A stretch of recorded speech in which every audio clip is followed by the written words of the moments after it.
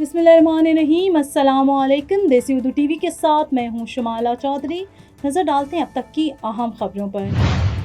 اسرائیل نے غزہ جنگ بندی کا منصوبہ حماس کو پیش کرنے سے پہلے ہی منظور کر لیا۔ وائٹ ہاؤس جج نے ہارورڈ یونیورسٹی میں بین الاقوامی طلباء کے داخلے کو تحفظ دینے والے حکم کو بڑھا دیا۔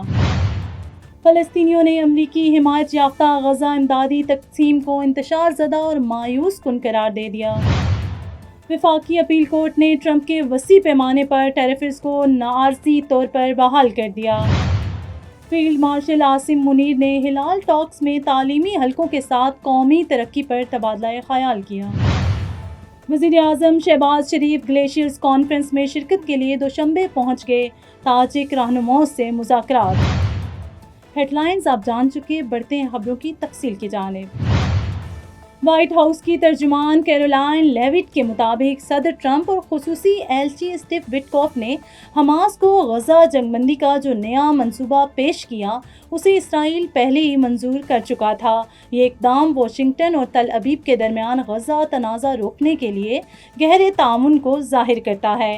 یہ تجویز ایک عارضی جنگ بندی قائم کرنے اور غزہ میں انسانی امداد پہنچانے کی کوششوں کا حصہ ہے، تاہم یہ واضح نہیں کہ حماس کا رد عمل کیا ہوگا۔ ایک وفاقی جج نے اپنے حکم کو بڑھاتے ہوئے کہا کہ امریکہ حکومت ہارورڈ یونیورسٹی کو بین الاقوامی طلباء کے داخلے کی اجازت منسوخ نہیں کر سکتی۔ یہ حکم اس وقت تک برقرار رہے گا جب تک دونوں فریقوں کی قانونی ٹیمیں باقاعدہ پابندی کی شرائط پر مذاکرات جاری رکھیں گی۔ یہ فیصلہ بین الاقوامی طلباء کے داخلے کو غیر متاثر کرے گا۔ جب تک کیس کا جائزہ جاری ہے، جج نے قانونی کارروائی کے دوران طلباء اور اداروں کے لیے استحکام کو برقرار رکھنے کی اہمیت پر زور دیا۔ یہ کیس امریکہ میں ہائی ایجوکیشن اور امیگریشن پالیسی پر کشیدگی کو ظاہر کرتا ہے۔ فلسطینیوں نے غزہ ہیومینٹیرین فاؤنڈیشن کی جانب سے تقسیم کی جانے والی ابتدائی امداد پر تنقید کرتے ہوئے اسے بے ترتیب اور شدید مایوس کن قرار دیا۔ بہت سے افراد نے تقسیم کے مراکز پر الجھن، خراب تنظیم کاری اور متاثرہ خاندانوں تک ناکافی رسائی کی شکایت کی ہے۔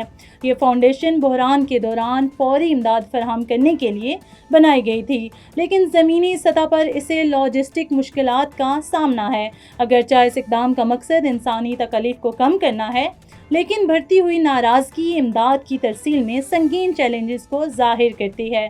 مقامی لوگ زیادہ شفاف، مؤثر اور کمیونٹی پر مبنی نظام کا مطالبہ کر رہے ہیں تاکہ امداد صحیح مستحقین تک پہنچ سکے۔ Neurological care is a pressing healthcare challenge in Pakistan. That's why Helping Hand USA is building Kind R, a world-class hospital with 130 plus clinics that is set to establish new standards for neurological care in Pakistan. As the first phase nears completion, anticipation is growing for the launch in the second half of 2025. Give zakat and sadaqah through Helping Hand USA today and join this historic endeavor to redefine future healthcare in Pakistan. ایک وفاقی appeals court نے صدر Trump کے وسیع پیمانے پر ٹیرفز کو عارضی طور پر بحال کر دیا، جس نے کمزور ٹریڈ کورٹ کے اس فیصلے کو تبدیل کر دیا جس میں کہا گیا تھا کہ صدر نے اپنے اختیارات سے تجاوز کیا ہے۔ ٹریڈ کورٹ نے پہلے ان ٹیرفز کو فوری طور پر روکنے کا حکم دیا تھا، لیکن اپیلز کورٹ کی طرف سے دی گئی رکاوٹ کے بعد یہ ٹیرفز قانونی جنگ جاری رہنے تک برقرار رہیں گے۔ یہ ٹیرفز جو ٹرمپ کے تجارتی ایجنڈے کا اہم حصہ ہیں، درآمدات کی ایک اور وسیع رینج کو متاثر کرتے ہیں اور بین الاقوامی تجارت اور مقامی صنعتوں پر گہرے اثرات مرتب کرتے ہیں۔ آنے والی سماعتوں میں ان اقدامات کی قانونی حیثیت کا فیصلہ کیا جائے گا۔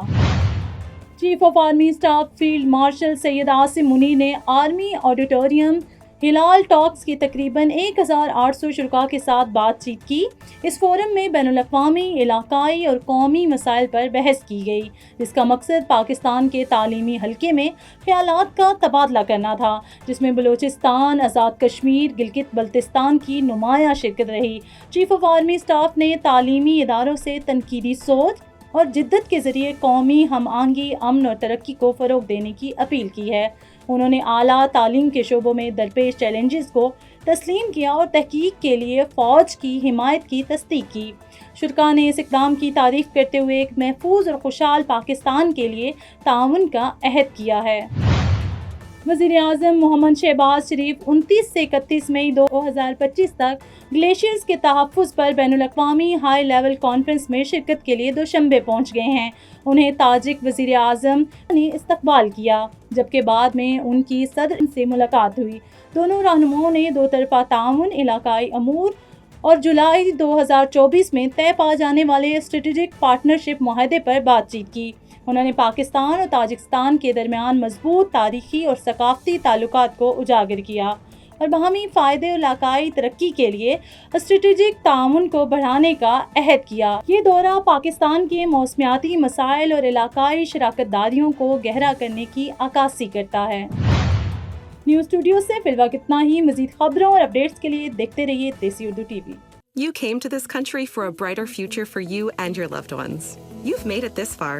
Now it's time to become a citizen. With citizenship, you gain the right to vote, access to federal jobs, the ability to keep your family closer, and the freedom to travel with a U.S. passport. These are just a few of the benefits waiting for you when you become eligible. We're here to help you through the process with free resources and personalized guidance. Together, we can make it easier. Get started at becomeacitizentoday.com.